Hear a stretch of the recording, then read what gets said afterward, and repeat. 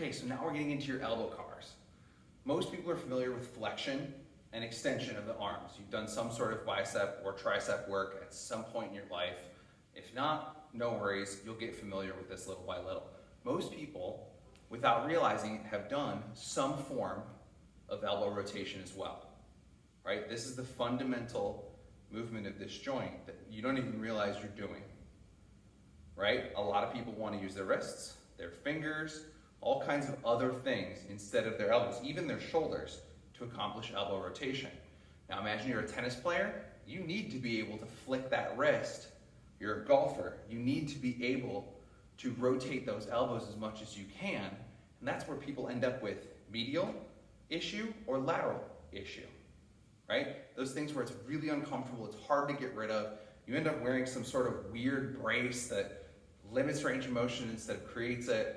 So what we want to do is create elbows, buttery elbows that do everything they're supposed to do, and so that you don't ever have to wear one of those things. So what we're looking for here is we're going to pin our elbow to our side.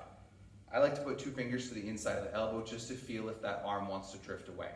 So from here, we're giving nice knife edge, or Barbie hand. You can thank one of my clients for that one.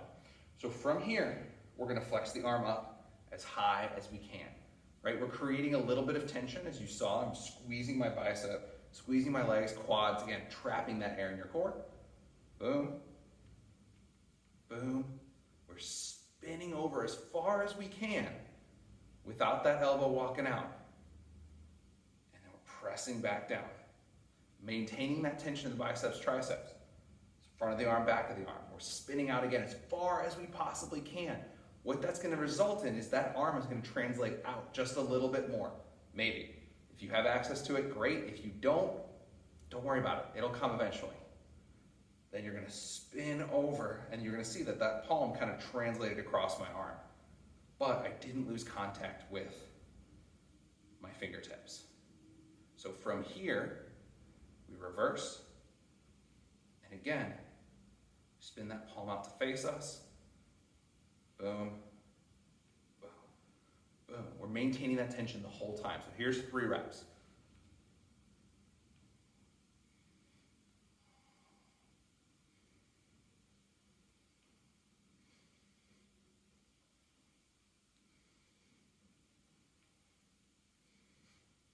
And then we're going to reverse. Both sides. You're going to do pronation to supination, as well as supination to pronation, which is what we did first.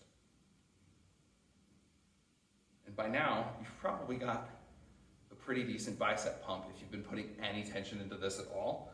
You should feel those biceps and those triceps burning as we try to recruit that tension. You'll also notice that the head or the tension will change heads of the bicep as you go around into your brachialis.